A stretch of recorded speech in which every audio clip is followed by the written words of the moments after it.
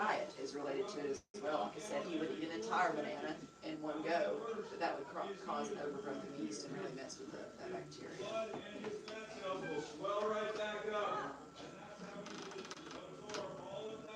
do you think, bud? Those kids are getting a lecture today. Oh, yeah. How long do the kids stay in the room? Typically, they'll stay, they get here at 9:45 is when we start everything, and then they eat lunch at 12. But I think they're eating lunch back at the school, so I guess they'll all eat at 12.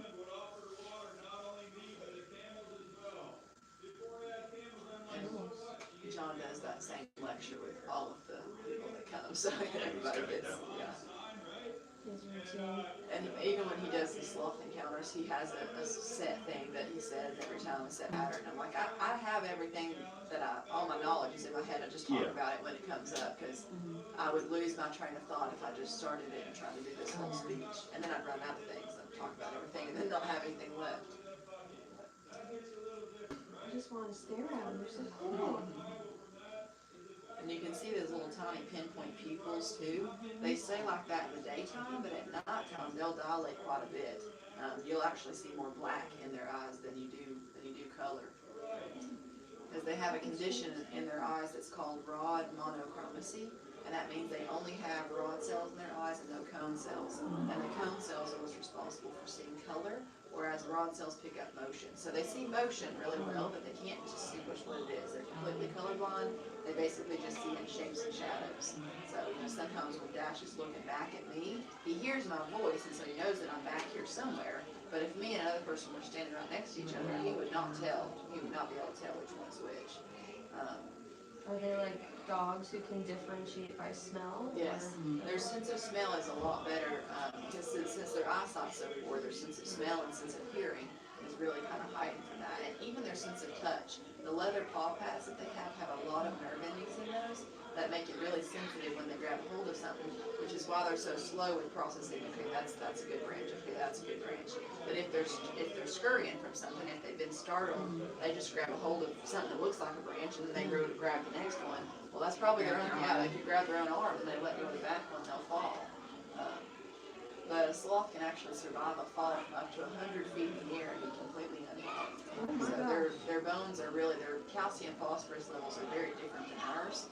And in between their bones is almost like little spongy plates. So when they hit the ground, as they start to fall, they'll turn themselves over right side up and all four limbs will go straight out. So it kind of slows them down as they start to fall. And when they hit the ground, their rib cage basically just flexes under their body weight and goes back to normal. They've also got a lot of connective tissue that's holding all of their internal organs in the middle of their body cavity. So when their body cavity hits the ground, their organs still stay in the middle. They don't smack up against their body cavity like ours would if we got into a car accident, which causes internal damage, but they don't really sustain that. So it might be days for a year or two if you go back up the tree.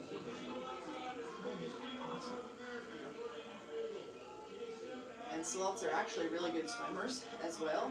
So sometimes if they're trying to travel a distance, if they're hearing a mate call out or something and they're trying to be the one to get there first, because it's like the slowest race of all time. When the female starts to make that noise, all of the males will go towards her. And so they're all trying to get there as quick as they can, because it's just the one that gets there first will be the one to breed her, and everybody else will just go back. But if they hear that noise and they're over a body of water, it's actually been known that they'll let go and they'll just fall into the water and start swimming. The way they digest their food is similar to a cow or a ruminant animal, whereas the first compartment of their stomach ferments a lot of the leaves that they're eating and makes a lot of gas, so their back end just floats. And then they'll just swim with just using the front claws. Those claws will stay together regardless of if they're two-toed or three-toed, just like our hands do when we swim. So they're really good swimmers, and it conserves a lot of energy for them. Somebody said the other day, they're like, I saw a video of the sloth swimming, but I just thought it was AI. And I'm like, it could have been. You never know nowadays. They're all videos that they make it, but they are good swimmers. Swimming is their fastest form of transportation. Crawling on the ground is their absolute slowest form, because some scientists will actually speculate that when they're looking upside down in their natural position, that's their way of actually seeing right side up. So when they're on the ground crawling, that's like everything's flipped for them, so they're really disoriented, and it's kind of hard for them to figure out where to go to. I can do everything upside down like that.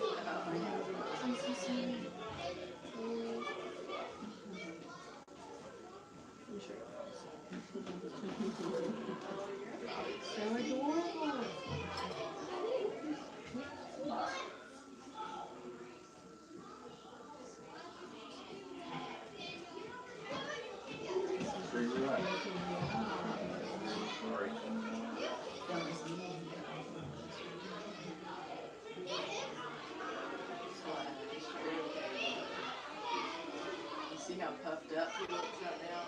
There's a lot of sounds. Well, it was actually when you leaned forward, the chair creaked just a little bit, and he jumped super hard. It's the sudden little noises like that that you would not even think would be startling. Something as simple as tearing a paper towel down from the roll is enough to make him jump and start anything like that. It just kind of depends on how alert they are. If they're almost about to fall asleep or they're not expecting it at all, and then they hear a little noise like that, even if it's just a foot scuffing across the ground, they'll jump real hard. I felt terrible the other day. It was before he came down kind of early, like right at 9 o'clock when I got here. And I was sitting just feeding Chloe, and I was in that blue chair right underneath him. And we kind of both forgot about each other, and he was just kind of sleeping up, and I was just feeding Chloe. And I remember that he was up there, and so I leaned my head back to look up at him, and the back of my head just kind of creaked, just up against the back of the, or kind of wrestled the back of the chair a little bit. And he jumped so hard, scurried to the end of the branch. Once he got over there, he fluffed up real big and looked back at me like, what in the world was that? But yeah.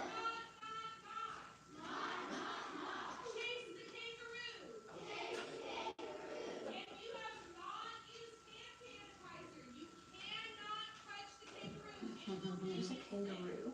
We have a lot of kangaroos, yeah. We've got 4 baby ones that are in here. See more of them. We live in Australia for 3 years. Oh, really? Probably see more of the kangaroos here than Oh, yeah. I've seen the kangaroos like trying to catch people's dogs. Oh, yeah. I had a guy that worked. Yeah. I had a guy that worked on the base with me. He worked with the Australian government there, and whenever a kangaroo was hit, the joeys a lot of times would stay alive in the pouch, the moms would die. So he'd take the joeys and so he used to bring them out to work, and he would put them in that Yeah. little We quarters. have the same thing, yeah. Yeah, he'd show them in there, they'd sleep all day, and he'd take them out at lunch and feed them. Yeah. So it worked. A lot of the times they would just be out there in the car, under a carport, but still hot. It's 110 degrees. But then, Can't be that's any what they're used cooler to. than a kangaroo.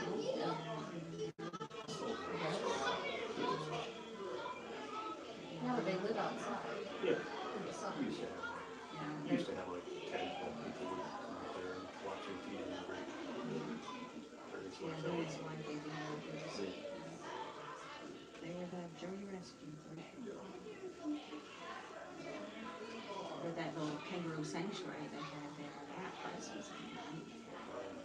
Go out there and we're supposed to be more returning things, but they knew when people were buying those bags, if they saw those little bags of food they saw, they would mob you. It was, They're a it little felt fast. dangerous. I'll go like grab your hand and Oh, yeah. slap at you. They were aggressive. But how do you felt that way? We're gangsters, yeah. There's no going back and getting a second bag of food. That's what makes me nervous about those like drive-through safari things where you like feed animals out the window. Like they're absolutely gonna try and come in your car.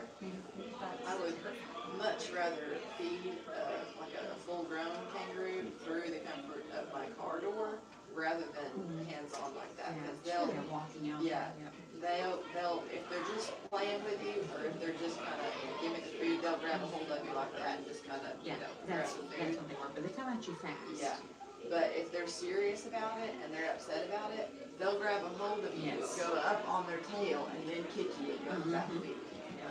And that tail is They can actually, kill you. yeah, break ribs. I mean, we have an intact male kangaroo that's out there that's just about the only friendly intact male kangaroo that anybody knows of in this area. Even the breeder that we get most of our babies from, because we always have a small, either 2 or 3 little baby kangaroos for people to come and feed. One right now is actually the first baby that we had born on the farm with our male kangaroo being the daddy. So that was super cool, but even our breeder has never seen a friendly intact male kangaroo. So nutritionally, they only need a bottle for 10 months, but we bottle feed our baby kangaroos until about 18 months, until they don't want a bottle anymore. Not for the nutritional factor, but for the social factor. So with Ruff, we can go out there with him and go, who's a good boy, who's a good boy, right in his face, and he'll put his little nose up right next to you. But if it's breeding season, I say season, we don't really have a season. If any of the females of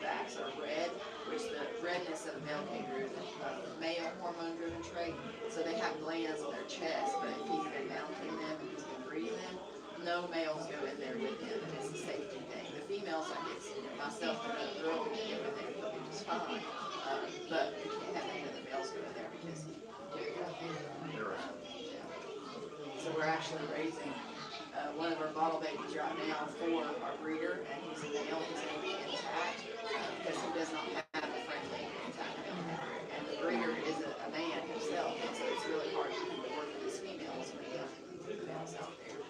Even if he gets them separated, he gets super upset about it. So he almost stopped breeding kangaroos because a few years ago he had an incident with two of his sons that were both like big, beefy guys, like over 200 pounds, like on football teams, linebackers, and just about killed both of them because they went in there at the wrong time.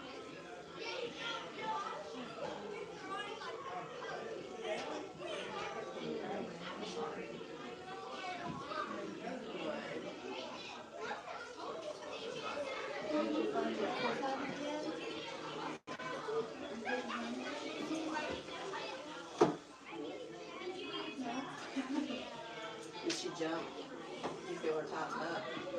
No, I'm just scared of him.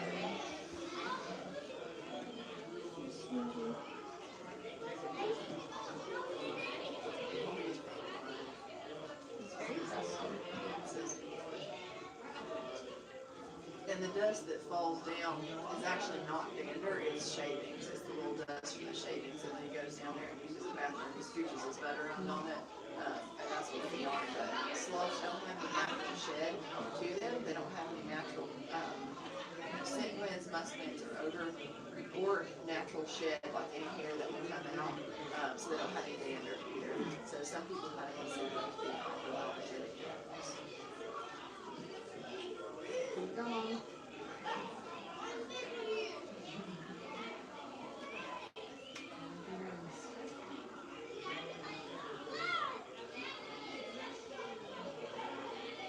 He's getting the workout today, isn't he? He's probably got more steps than you. That had like 3 shots of espresso. That's awesome.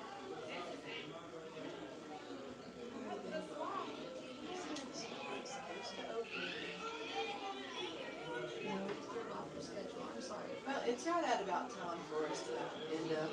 We've gone over the time for us for just for VIP. So I'm going to actually go ahead and open up his door so you guys can see how he goes back in there. And if you guys want to, you can take any pictures and videos actually from the inside of his enclosure. And if you're comfortable with it, you can stand up with dash too, as long as you just have a hand underneath his booty just to support his weight. He goes over there. There we go. Got it? Yeah. Just have to scooch forward because my butt was too low.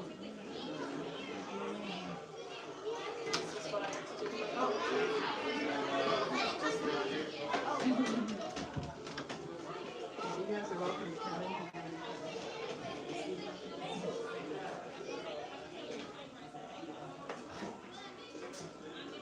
That is very coordinated. That is awesome. I'm always amazed how quiet he is.